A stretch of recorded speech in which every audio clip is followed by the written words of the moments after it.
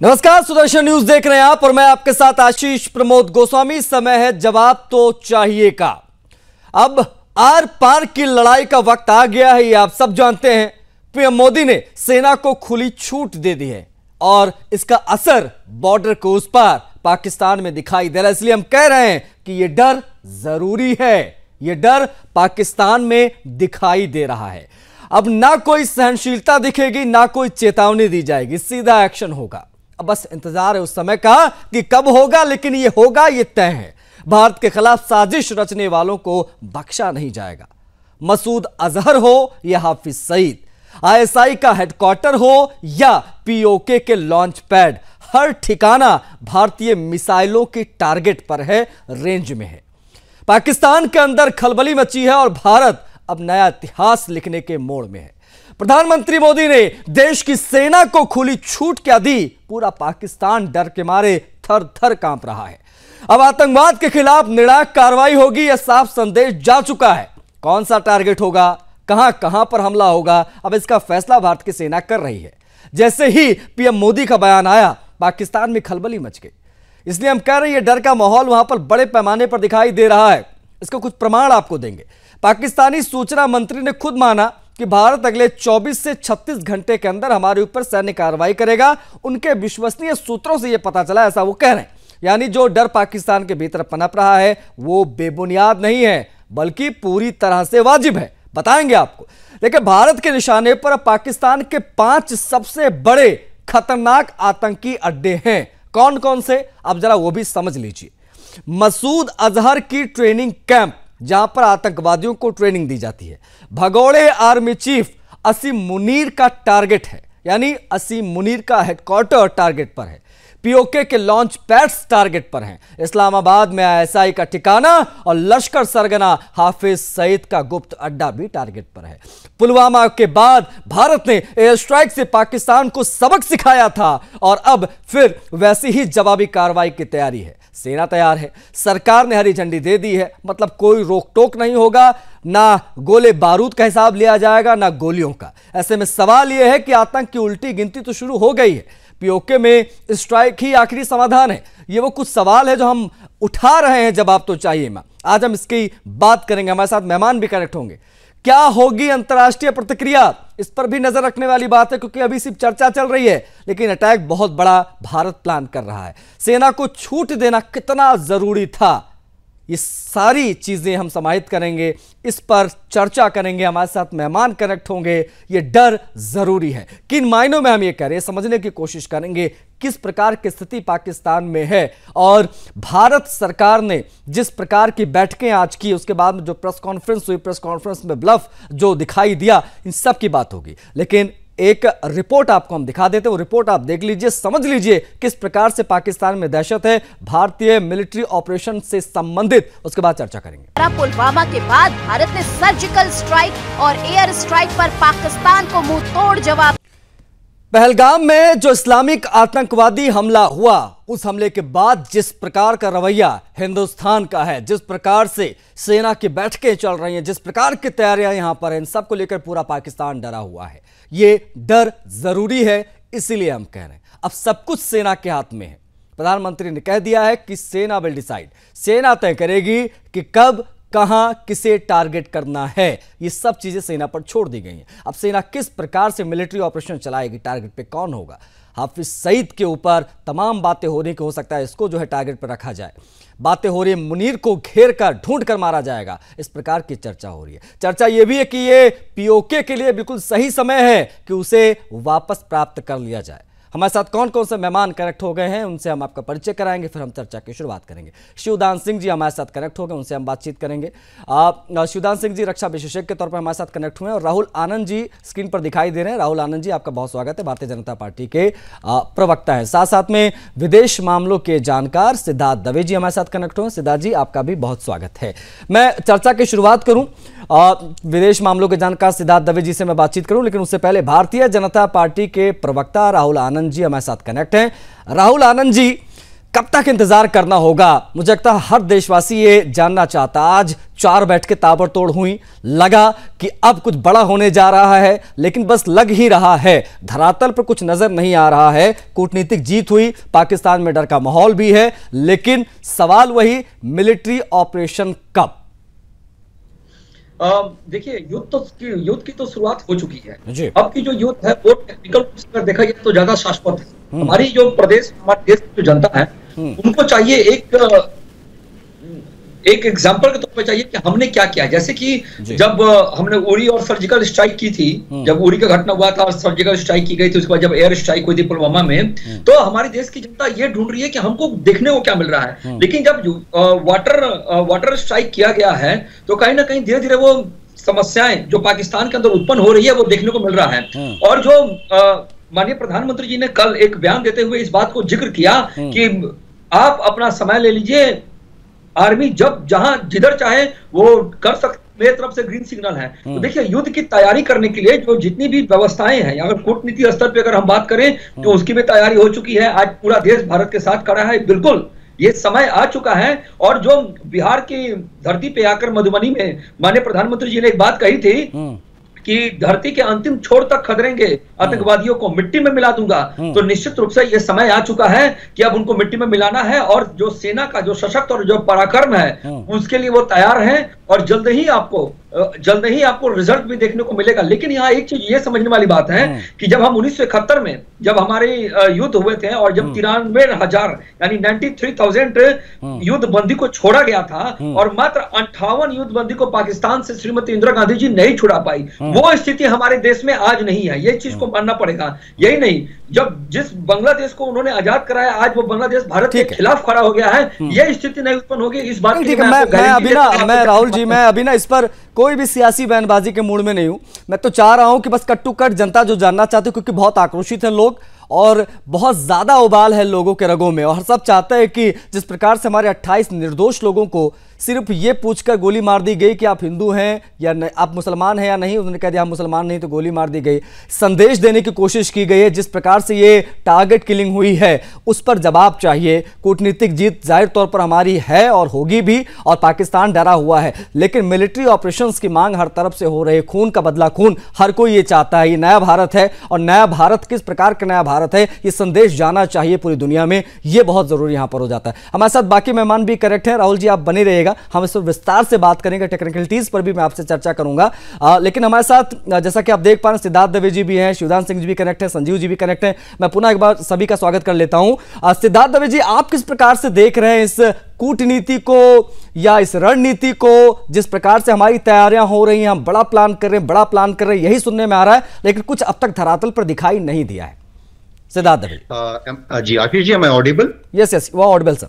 जी आशीष जी, जैसा कि पहले एक पैनलिस्ट ने कहा कि war had already started, war जो है वो युद्ध शुरू हो चुका है। हाँ, जो काइनेटिक एक्शन है वो अभी, जैसे कि प्रधानमंत्री मोदी जी ने कहा कि that I leave it up to the armed forces, let them decide place, time, action, क्या करना है। वक्त भी जैसे जो राजकुमार का डायलॉग है वैसा, तो वो उन्होंने उस पर छोड़ा है।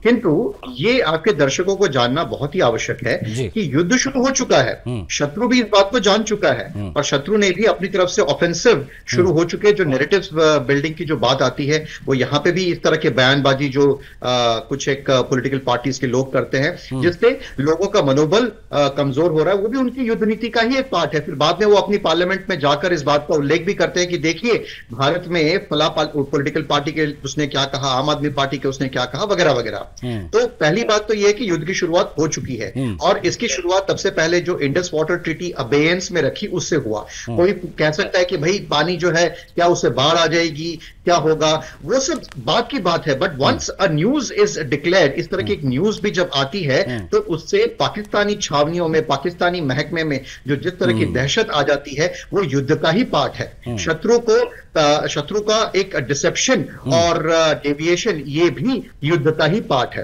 अब शत्रु अगर कह रहा है कि आने वाले 24 से 36 घंटों में युद्ध होगा, नहीं, मैं उसी पर आ रहा था। और एक बड़ी चीज ये है इसमें संजीव जी की जिस प्रकार की चीजें हम देख रहे हैं, इन सब के बीच में हमें याद होना चाहिए कि जिस प्रकार से ये कहा गया सिद्धार्थ जी भारत के पाकिस्तान की तरफ से जब हमने वो ट्रीटी खत्म की कि इसे एक्ट ऑफ वॉर माना जाएगा, इसका मतलब है कि वो जान चुके हैं एज यू सेड अर्लियर कि वाकई में युद्ध शुरू हो चुका है, जैसा कि राहुल जी ने भी कहा है। लेकिन चूंकि हम बड़े भावुक लोग हैं, पूरा देश बड़ा भावुक भी है और जाहिर तौर पर भावुक होना भी चाहिए, और ये ऐसा समय है जहां पर हमको खून का बदला खून वाला कॉन्सेप्ट यहां पर देखना चाहिए। ये बहुत हो गया, कड़ी निंदा कड़ी निंदा कड़ी निंदा, अब कड़ी कार्रवाई का समय है। मोदी जी ने दिखाया है करके, सर्जिकल स्ट्राइक, बालाकोट में हमने देखा किस प्रकार के एयर स्ट्राइक हुई। अब एक्सपेक्टेशन हाई हो जाती है जब इस प्रकार के हम पिछली चीजें हम देखते हैं। तो क्या मैं गलत कह रहा हूं शिवदान जी?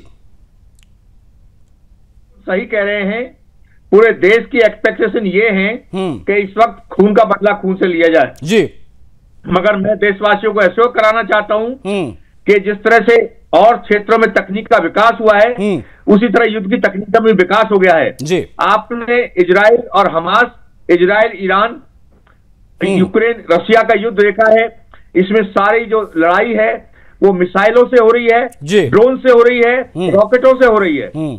इसमें आमने सामने का युद्ध बहुत कम हो रहा है।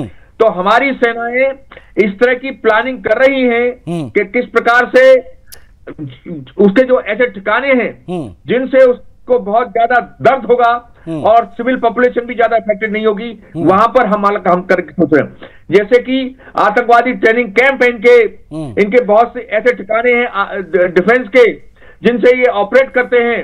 तो ऐसे ठिकानों को निशाना बनाया जाएगा और वेरी जल्दी आपको इसका वो असर मिलेगा। नंबर 2, मैं एक दूसरी चीज बताना चाहता हूं कि आज के युग में आमने सामने जो प्रॉक्सी वॉर एक नाम की टेक्निक आई है जी। प्रॉक्सी वॉर में क्या होता है, आर्थिक मुद्दे पर भी युद्ध लड़ा जाता है, सामाजिक मुद्दे पर भी युद्ध लड़ा जाता है और आमने सामने के छापामार युद्ध भी लड़ा जाता है। अभी आर्थिक जो युद्ध मोर्चे पर हमने इसका सिंधु नदी का जो ट्रीटी है वो समाप्त करके पाकिस्तान ने पूरे में एक तरह से डर पैदा कर दिया है। कुछ चीजें ना हम देख रहे हैं ना, मतलब शिवदान जी जैसा आप कह रहे हैं, स्टेप बाय स्टेप चीजें हम देख रहे हैं, स्टेप बाय स्टेप जो है उस दिशा में हम आगे बढ़ रहे हैं। संजीव जी, जिस प्रकार से अब हम बात कर रहे हैं वाटर ट्रीटी की, जो कभी नहीं हुआ वो मोदी जी ने कर दिया, और जिस प्रकार के जो हमारी जो परमाणु नीति है उसमें बदलाव की बात हो, या जिस प्रकार के बदलाव आज जो बैठकें हुई उसमें हमने देखा कि किस प्रकार से जो है पूर्व रॉ चीफ को जो वो चेयरमैन बनाया गया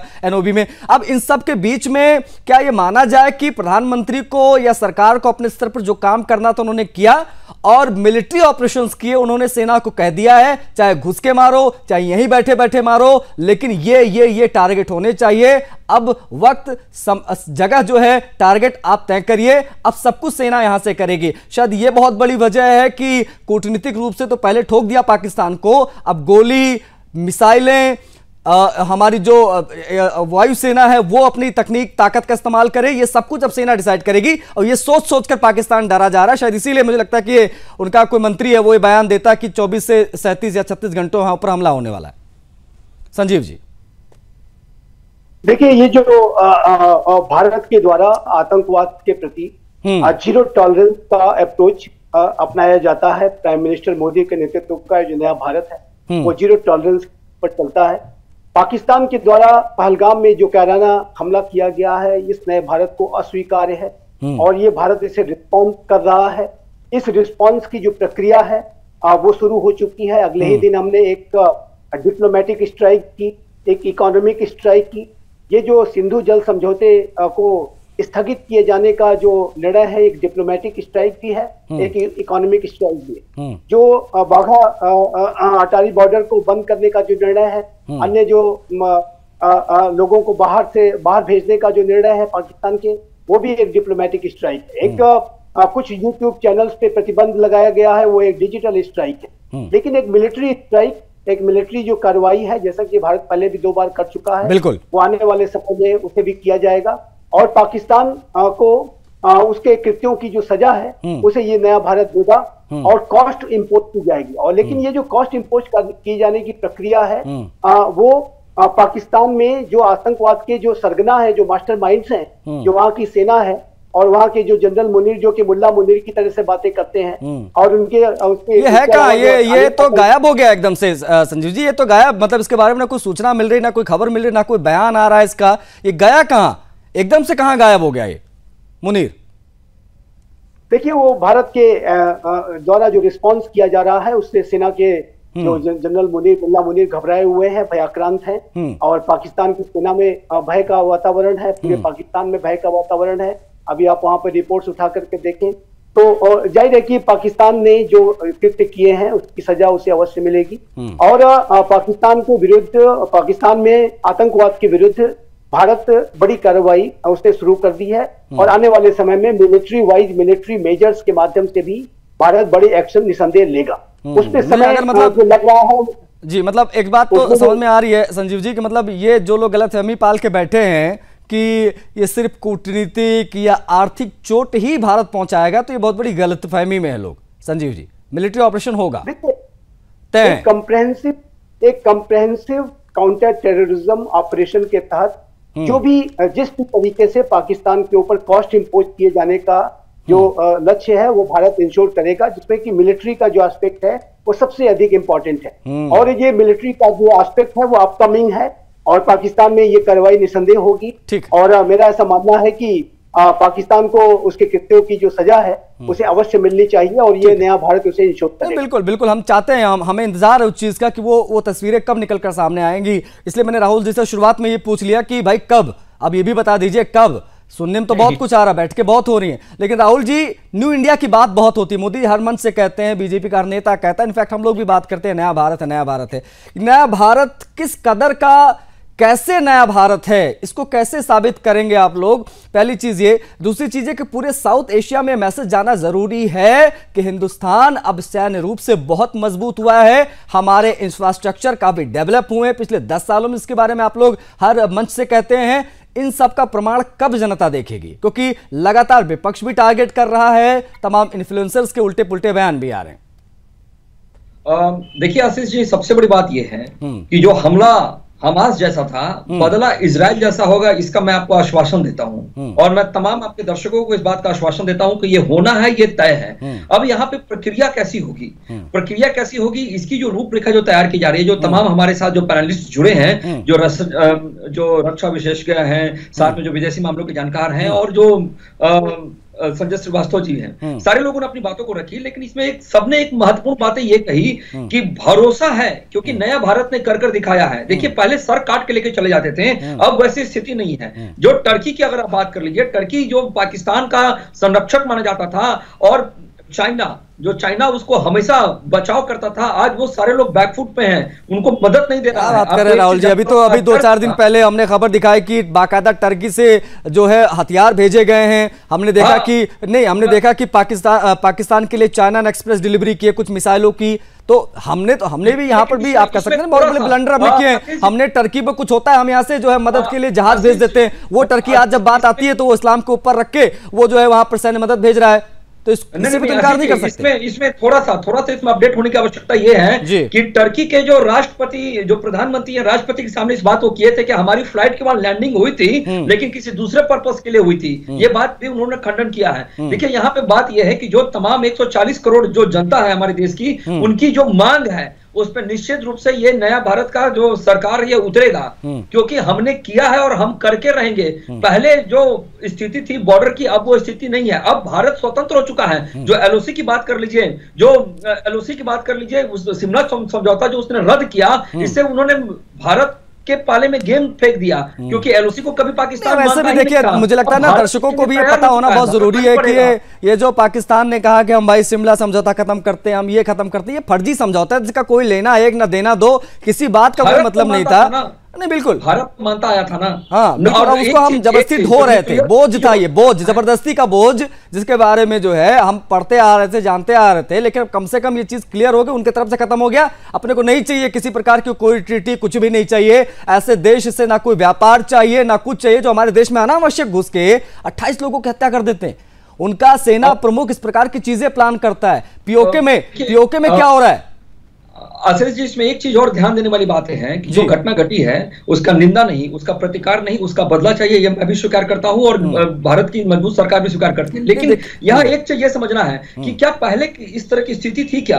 आज आपको पता चला कि आज आपके देश के अंदर 5 लाख पाकिस्तानी औरतें हैं। ये बात आज के पहले किसी को पता थी क्या? लोग कहते थे, आपका चैनल ही स्वयं उठाने वाला था कि लोग शादी कर यहाँ छोड़ देते हैं और उसके जो शौहर है वो पाकिस्तान में है। आप ही का चैनल प्रमाणित करता था ना। और आज प्रत्यक्ष को प्रमाण की जरूरत नहीं पड़ रही है। आज सामने निकल के आ रहे हैं, 80,000 आवेदन दे रखा है। पहले ऐसी स्थिति नहीं थी। यानी कि जो सफाई करने का जो अभियान है वो चालू हो चुका है। और आपको भरोसा देता हूं, ये मजबूर नहीं मजबूत सरकार है, इसीलिए उसने मिलिट्री को छोड़ा है। ठीक है, हम अगर मिलिट्री के हाथ में सब कुछ सौंप दिया गया है, क्योंकि हमने सुना है, हमने ना बहुत सारे, चूंकि जब नहीं, बिल्कुल राहुल जी, बिल्कुल देखिए, हमने कई सारे सेना प्रमुखों के बयान भी सुने हैं। हमने एयर चीफ मार्शल को ये कहते हुए सुना था कि अगर 26/11 के बाद हमको पूरी ताकत दे दी जाती तो हम पाकिस्तान को उस वक्त बता देते कि हम कितने मजबूत, कितने ताकतवर हैं। लेकिन आज दे दिया गया फ्री हैंड। अब जाइए और करके दिखाइए जो आप अब तक कहते आए हैं। एक एग्जाम्पल यहां सेट होना चाहिए कि किसी आतंकवादी, कोई भी आतंकिस्तान, उनकी औकात नहीं होनी चाहिए कि हमारे देश में घुस जाओ, इतने आसानी से हमारे 28 लोगों को माथे पे गोली मार दें। ये गन पॉइंट लेके खड़े रहेंगे ये लोग? इतनी हिम्मत हो गई इनकी? इतना कमजोर नहीं है हिंदुस्तान, ये नया भारत है। आज जो सिचुएशन देश में है, हर कोई नाराज, हर कोई गुस्से में है कि जवाब कब आएगा। सिद्धार्थ जी, ये अपने आप में बहुत ज्यादा स्थिति जो है वो विकट है इस वक्त। अब ऐसे में हम जो भी प्लानिंग कर रहे हैं, जो भी तैयारियां कर रहे हैं, इन सब के बीच में जो खबरें वहां से निकलकर सामने आ रही है, गीदड़ भपकियां लगातार देने का जो है वो सिलसिला जारी है। दो चीजें दिखाई दे रही वहां से। एक तो इनका डर दिखाई दे रहा है, क्योंकि ये बार बार परमाणु की बात कर रहे हैं। अब परमाणु हमला, इस प्रकार की बातें वही करता है जो बहुत ज्यादा डरा होता है अंदर से, क्योंकि हम तो नहीं कह रहे कि हमारे पास परमाणु है, हमारे पास राफेल है, इसमें फला मिसाइल है, इस प्रकार की बातें हम नहीं कर रहे हैं। हम सीधा अटैक की बात कर रहे हैं जो सेना तय करेगी। उस तरफ डर का माहौल है, ये स्पष्ट रूप से दिखाई दे रहा है। मुनीर गायब है, सब समझ में आ रहा है। लेकिन ये मसूद अजहर, हाफिज सईद, क्या ये लोग भी डर के साए में जी रहे होंगे? क्या ये कहां है? इनके बारे में कुछ भी सूचना किसी को प्राप्त नहीं हो पा रही है, इनके बारे में कोई चर्चा नहीं है। जी, आपने बिल्कुल सही आंकलन किया है। और इसका एक सीधा साधा एक सबूत ये मिलता है कि जो उनके F-16 के जो स्क्वाड्रन्स हैं, सरगोदा एयरबेस जो कि नॉर्थ वेस्ट ऑफ लाहौर है, वहां से ये स्क्वाड्रन्स उन्होंने मूव कर दिए हैं पासनी एयरबेस, जो कि ग्वादर पोर्ट के पास है, ऑलमोस्ट 1800 किलोमीटर दूर साउथ में है। तो ये उनका एक बहुत बड़ा डर दिखाता है। जैसे ही हमारी INS विक्रांत एयरक्राफ्ट कैरियर, और ये सिर्फ एक एयरक्राफ्ट कैरियर नहीं होता है, इसके साथ पूरा उसका एक सिस्टम चलता है जिसमें काफी फ्रिगेट्स या सबमरीन्स या दूसरे वॉरशिप्स, प्लेन्स, हेलीकॉप्टर्स, HALs, सब कुछ उसमें रहता है। तो ये जैसे जैसे ये सिंधु सागर में आगे गया और उससे इतना डरा, पाकिस्तान इतना डर गया और टेररिस्तान इतना डर गया कि उसने अपने F-16 का जो पूरा स्क्वाड्रन्स थे वो वहां से उन्होंने शिफ्ट किया। नंबर 1। नंबर 2, जैसे कि शुरुआत में आपने बताया कि किस तरह का काइनेटिक एक्शन होगा। क्या वो जिस तरह से कासिम सुलेमानी को एलिमिनेट किया गया, क्या वो वैसा कुछ होगा, या फिर पेजर बॉम्ब्स फटे हमास के? नहीं, देखिए, अब ना मैं इसलिए आपको सिद्धार्थ जी रोक रहा हूं क्योंकि एक छोटा सा ब्रेक मुझे लेना पड़ रहा है इस बीच में। लेकिन मैं लौटूंगा, और जब मैं लौटूंगा तब आपसे ये भी समझूंगा कि हथियारों के मामले में इस वक्त हम कहां खड़े हैं, इसके बारे में भी थोड़ी सी बातचीत होगी। क्योंकि चाइना ने भी कुछ एक्सप्रेस डिलीवरी में उनको कुछ मिसाइलें ऐसी भेजी हैं जो बता रहे हैं कि उसकी मारक क्षमता राफेल से भी बहुत ज्यादा है। इसके बारे में भी कुछ टेक्निकलिटीज जो है वो तमाम दर्शक जानना चाह रहे होंगे। साथ साथ में सुदान जी से मैं समझने की कोशिश करूंगा। 8 दिन हो गए, इन 8 दिनों में हमने कहीं देर तो नहीं कर दी है, कहीं पाकिस्तान को मौका तो नहीं मिल गया कि वो तमाम तैयारियां कर लें और उसके बाद जब हम अटैक करें तो उधर से भी जवाब मिले? क्या इस प्रकार की कोई सिचुएशन पाकिस्तान में है या पाकिस्तान को इस प्रकार से मदद मिल चुकी है? तो पाकिस्तान में डर का माहौल है, क्यों, वो आप सब जानते हैं। लगातार बैठकों का दौर चला, तीनों सेना प्रमुख मौजूद रहे, सीडीएस उपस्थित रहे, रक्षा मंत्री वहां पर मौजूद रहे। प्रधानमंत्री मोदी ने कह दिया कि आप जाइए, आप स्वतंत्र है, जो करना है जैसे करना है करिए। ये सुनते ही पाकिस्तान में रात में 2-2:30 बजे प्रेस कॉन्फ्रेंस होने लगी। कह दिया भैया हमको पता चल गया, अगले 24 से 36 घंटों के अंदर हिंदुस्तान हमारे ऊपर अटैक कर देगा। इस प्रकार की सिचुएशन है। लेकिन पंजाब प्रांत की उनकी मुख्यमंत्री है मरियम नवाज, वो कहती है कि हमारे पास परमाणु बम है। उनका एक और मंत्री कहता है हमारे पास परमाणु बम है। अब ये परमाणु बम बोल बोल के वो चाहते क्या है? ये डर का माहौल नहीं तो और क्या है क्या इस उम्मीद में बैठे हैं कि हम परमाणु वॉर की तरफ इशारा कर दें, उसके बाद में जो है वो दुनिया के बाकी मुल्क इसमें इन्वॉल्व हो जाएं और भारत के ऊपर दबाव बनाएं और ये युद्ध जो है वो टाल दें क्योंकि हमारी औकात है नहीं लड़ने की, हमारे पास इतने संसाधन नहीं है। इस प्रकार की बात वहां की मीडिया लगातार कर रहा है। इस प्रकार की बातें भी हो रही है कि भैया अगर युद्ध हो गया तो हम 7 दिन से ज्यादा टिक नहीं पाएंगे। इन सब पहलुओं पर बात बहुत जरूरी होती है क्योंकि आज के समय में हर कोई ये जानना चाह रहा है, इंतजार में है कि कब होगा मिलिट्री एक्शन, हम कब अपने राफेल को उड़ते देखेंगे, हम कब अपने राफेल से निकलती मिसाइलें और उन आतंकवादियों के ठिकानों को ध्वस्त होता देखेंगे। ये हर कोई इंतजार कर रहा है। हमारे सुखोई, हमारे MiG-29, हमारे राफेल, हमारे तमाम बड़े जहाज जो हैं वो सिर्फ और सिर्फ 26 जनवरी के लिए नहीं हैं, उसका इस्तेमाल भी होगा। INS विक्रांत से भी जो है मिसाइलें निकलेंगी। ये सब कुछ हम देखना चाहते हैं क्योंकि बदला बहुत जरूरी है, ये मैसेज जाना बहुत जरूरी है। शिवदान जी, आज 8 दिन हो गए हैं, आज 8 दिन हो गए हैं जब हमारे निर्दोष निहत्थे लोगों को सिर पर गोली मारी गई, सिर्फ यह पूछकर कि आप हिंदू हैं या मुसलमान। उन्होंने कहा हम हिंदू, उन्होंने गोली मार दी। इतने आसानी से वो कत्ल करके चले गए। अब जवाब देने की जब बारी है तो 8 दिन डिले होना, इसको किस प्रकार से देखा और समझा जाए? क्योंकि आप बेहतर तरीके से रक्षा चीजों को जानते समझते, तो आप बताइए ये 8 दिनों में कहीं ऐसा तो नहीं पाकिस्तान को समय मिल गया तैयारियों का? नहीं, देखिए मैं आपकी बात से पूरी तरह से इत्तेफाक रखता हूं। मैं सहमत हूं आपसे कि 8 दिन का जो टाइम है इससे काफी डिमोरलाइजिंग होता है, काफी खराब लगता है कि 8 दिन तक कोई एक्शन नहीं हुआ है। मगर सबसे जरूरी आजकल के जमाने में यह है कि एक्शन शुरू करने से पहले उसके सारे एक्सपर्ट को कैलकुलेट किया जाता है। आजकल आर्थिक पहलू को देखा जाता है क्योंकि पहले जो युद्ध हुए हैं जितने भी, एक एक युद्ध में एक पंचवर्षीय योजना के बराबर धन खर्च होता था पहले, और अभी भी उतना ही धन खर्च होगा। ये सब एस्पेक्ट जो हैं चेक किए जाते हैं कि क्या दुश्मन ने हमें इस तरह से फोर्स किया है कि क्या हम अपने एक्स्ट्रा ब्लीडिंग कर दें अपने आप को। तो इस तरह से सब कैलकुलेशंस की गई हैं। सारे स्पेशलिस्ट जो हैं CCS मीटिंग में, NIA और आपके जो जितने भी विशेषज्ञ हैं सबकी राय ली गई है। उन्होंने फाइनली सेना को जो छूट दी है उसके हिसाब से शीघ्र ही आप देखेंगे कि सेना बहुत ही उचित और बहुत ही ये सवाल मैंने शिवदान जी इसीलिए पूछा क्योंकि ये 8 दिनों का समय जो है ना ये बहुत ज्यादा हो गया, ऐसा कई लोग कह रहे हैं क्योंकि उनका जो वो आतंकवादी है, वो क्या नाम उसका, मसूद अजहर, हाफिज सईद, ये जो 26/11 को जिसने अंजाम दिया, ये लोगों को, मुनीर को, उन लोग को समय मिल गया कि ये छिप सकते हैं। और मुझे लगता है कि काफी इसमें से सारे मुझे लगता है अंडरग्राउंड हो गए। बेजुम तो ये भी खबरें आई थी, उन्होंने POK खाली कर दिया, जो आतंकवादियों का जहां पर पूरा अड्डा था इसको उन्होंने खाली कर दिया है। अब ऐसे में ये चीजें समझनी बहुत जरूरी हो जाती है। संजीव जी, यही चीज मैं आपसे भी समझूंगा, विदेश मामलों के आप जानकार, आप बेहतर तरीके से बता पाएंगे। ये जो कुछ भी हो रहा है इसको अंतर्राष्ट्रीय मोर्चे पर तो अलग अलग तरीके से लोग देख रहे हैं, समझ रहे हैं कौन किसके साथ, इस प्रकार की बातें भी हो रही हैं। लेकिन अगर हम कट टू कट समझे तो इन 8 दिनों की जो आप कह सकते विंडो दे देना पाकिस्तान को, ये सही दिशा में लिया गया निर्णय था या जिस प्रकार से इजराइल ने तुरंत अटैक किया था, आप आए, आपने हमला किया, विदिन अ सेकंड लीजिए इधर से भी चले गए मिसाइलें, उस प्रकार का अटैक होना चाहिए था या अभी हम उस प्रकार की सिचुएशन में नहीं थे? हम क्या देख समझ रहे हैं अभी? देखिए, मैं इससे सहमत नहीं हूं कि ये कोई डिले है, कोई डिले नहीं है।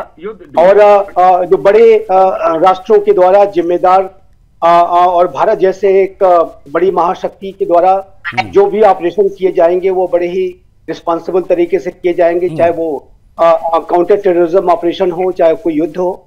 और आपको याद होगा कि जब यूनाइटेड स्टेट्स ऑफ अमेरिका के ऊपर 9/11 का जो हमला हुआ था, उसके कई महीनों के बाद अमेरिका ने एक लंबे समय के बाद, यदि कई महीने नहीं तो एक लंबा अंतराल लिया था, और उसके बाद उसने तालिबान के ऊपर हमला बोला था।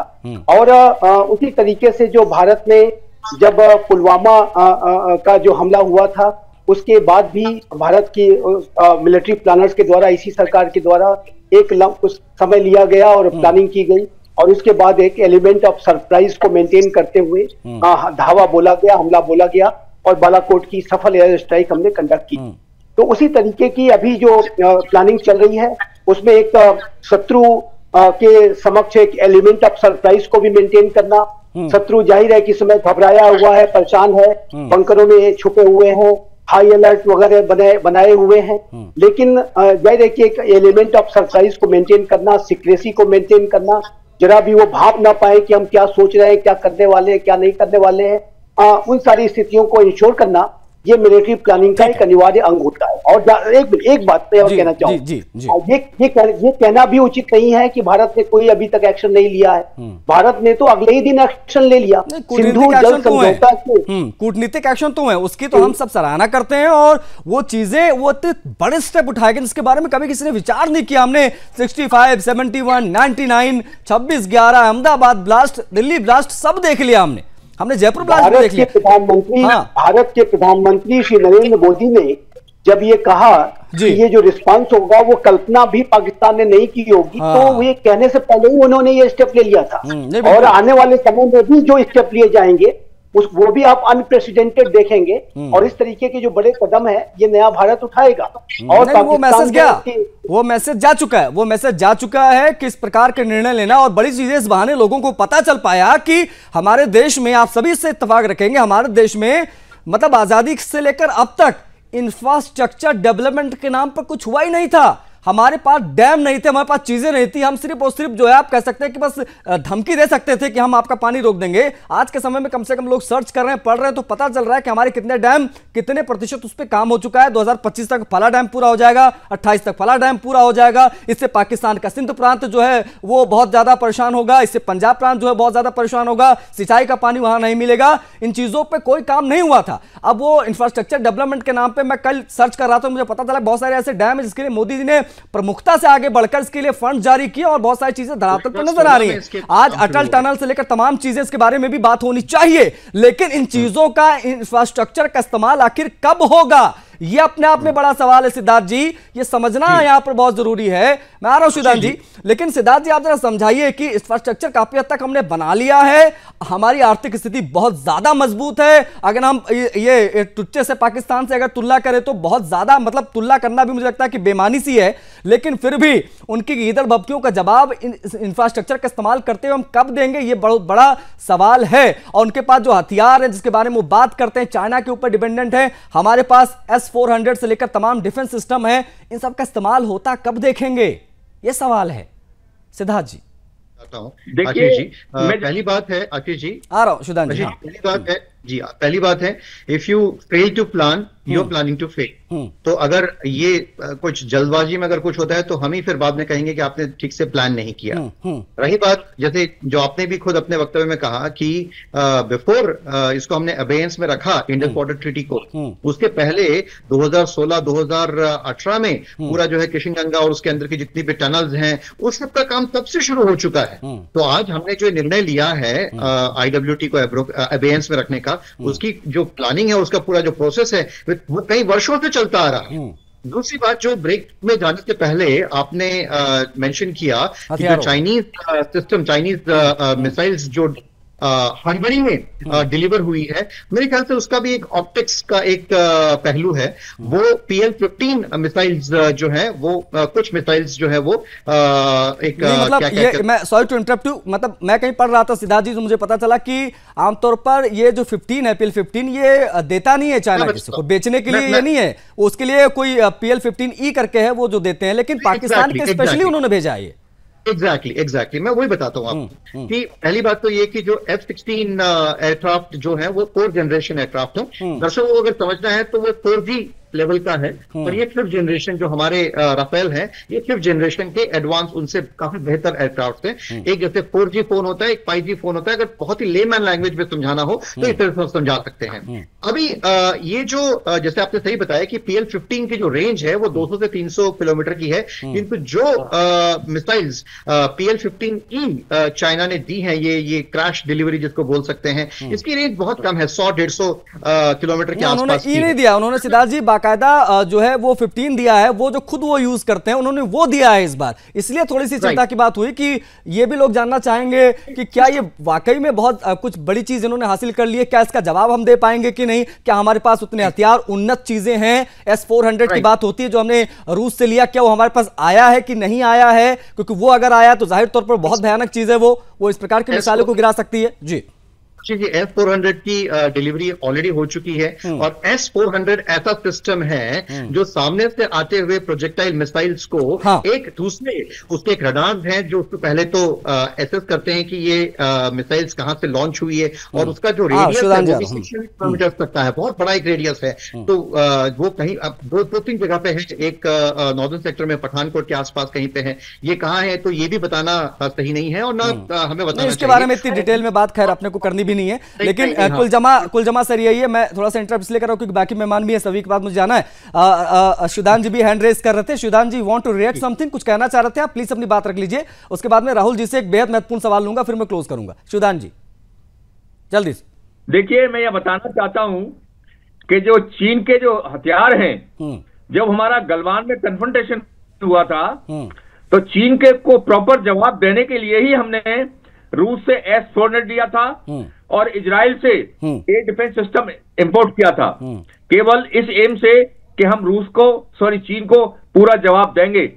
और हमने इनको चीन के फ्रंट पे डिप्लॉय भी किया है, जिसके कारण आपको याद होगा गलवान से लेकर आज तक चीन ने फिर दोबारा से ऐसी हरकत नहीं की जिससे जो दोनों बीच में तनाव बढ़े। तो चीन को पूरा हमारे इन हथियारों की कैपेबिलिटी के बारे में पता है। और अभी आपको मैं बता देना चाहता हूं कि पाकिस्तान के पास कोई ऐसी कैपेबिलिटी नहीं है, कोई ऐसी मिसाइल नहीं है जो हमारे देश में अंदर घुस जाए, क्योंकि जिस तरह इजराइल ने मोस्टली हमास की मिसाइलों को और ईरान की मिसाइलों को हवा में ही शूट कर दिया था, उसी प्रकार की टेक्नोलॉजी हमारे पास है।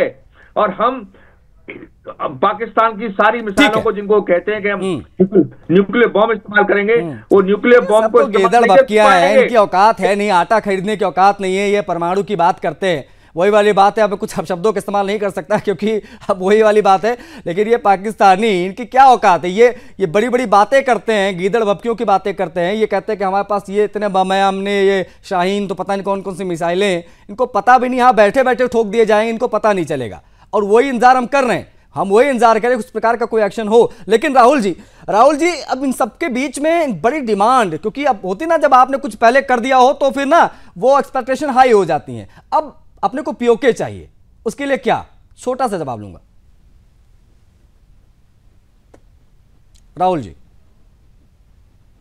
मंत्री जी ने भी इस बात को कहा था बड़ा स्पष्ट रूप से कि अब पीओके भी ले लेंगे, और जो हम संसद के अंदर और फिर जो विधानसभा जो सत्र है वहां पे जम्मू कश्मीर का, उसमें जो सीटें खाली रखी जाती है वो कहीं ना कहीं उसी लिए खाली रखी जाती है कि हमको पीओके लेना है। और आपको मैं बता दूं कि समर शेष है, नहीं पाप का भागी व्याघ्र, जो तटस्थ है समय लिखेगा उनके भी अपराध।